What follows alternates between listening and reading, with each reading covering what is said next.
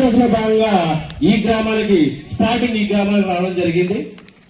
అంటే ఎందుకని ఈ గ్రామాన్ని మేము ఎంచుకున్నామంటే ఈ గంట ఈ ఊర్లో ఉన్నటువంటి ప్రతి ఒక్కరు కూడా అంబేద్కర్ నిజాన్ని కోసం తన ప్రాణాన్ని త్యాగం చేసేటువంటి గంట ఇది.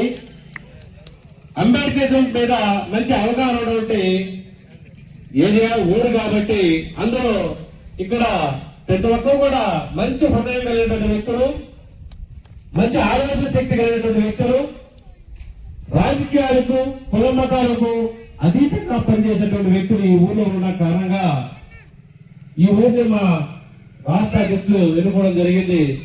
కాబట్టి మీకందరూ కూడా తెలియజేస్తూ ఉన్నాం. కాబట్టి మొదటగా ఈ అధ్యక్ష పదవి నేను స్వీకరిస్తున్నాను మనస్ఫూర్తిగా అంబేద్కర్ సాక్షిగా. మొదటగా మహేంద్ర గారిని తన సందేశాన్ని మనం చేయబోయేటువంటి కార్యక్రమాల గురించి వివరించాల్సిందిగా కోరుతున్నాం.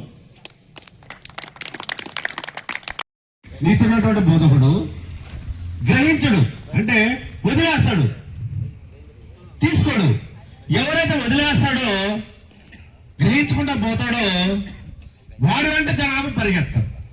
కాబట్టి నీతివంతమైనటువంటి అలాగే మన నాయకుడు నీతివంతమైనటువంటి నాయకుడు ఇంకోటి నెల్సన్ మండేలా కావచ్చు, మార్టిన్ లూథర్ కింగ్ కావచ్చు, డాక్టర్ బిఆర్ అంబేద్కర్ కావచ్చు, వీరందరూ కూడా తల వంచినటువంటి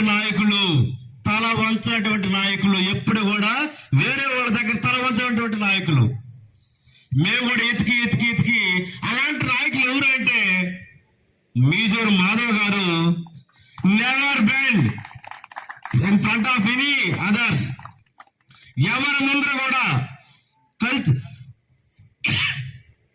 తల వంచినటువంటి నాయకుడు మేజర్ మాధవ్ గారు నాయకత్వంలో ఒక టీచర్ గా ఉండి అంబేద్కర్ రెడ్డిగా ఆయన ముందు మేమందరం కూడా ఆయన వెనకాల నడవడానికి సిద్ధంగా ఉన్నాం. మీరు కూడా నడవడానికి సిద్ధంగా ఉండి మనం అందరం కలిసి రాజకీయ విషయాల తర్వాత మాట్లాడదాం. మనం అందరం కలిసి ఐక్యంగా మనం ఏదైనా సాధించుకుంటాం.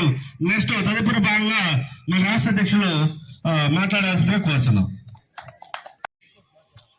లేకపోతే మనము సర్వే కాలం చూడండి, ఒక 20 సంవత్సరాల నుంచి మనం గమనించినట్లయితే ఒక ఎస్సీ ఎస్టీ బీసీలది ఏమైనా ప్రమేయం ఉందా? చదువుకున్నటువంటి వాళ్ళకు మన పల్లెల్లో ఉన్నటువంటి వాళ్ళకు ఏమైనా వాళ్ళకు విలువలు ఉన్నాయా? ఒక 20 సంవత్సరాల నుంచి గమనించండి. ఏడీపీఎస్ ఎప్పుడైతే ఉండిందో మనకు మన మీద కావచ్చు ఏదైనా మాట్లాడాలన్నా, మన మీద కేసు పెట్టాలన్నా, మన మీద రెవెన్యూ డిపార్ట్మెంట్ లో వాళ్ళు ఏదైనా చేయాలన్నా భయపడే వాళ్ళు వాళ్ళంతా ఐక్యంగా ఉంటారని. ఇప్పుడు ఈ ఐక్యత దెబ్బతీసే పనిలో కొంతమంది నాయకులు తయారయ్యారు. కాబట్టి ఇక్కడ మేమందరం కూడా చేరడానికి కారణం ఏంటంటే ఐక్యతగా ఉండడం కోసం. ఓకే, ఐక్యతగా ఉండడం కోసమే మనం చేరాం. సో అందులో భాగంగా నెక్స్ట్ ప్రశాసనాన్ని 2 నిమిషాలు మాట్లాడాల్సిందిగా కోరుచున్నాం.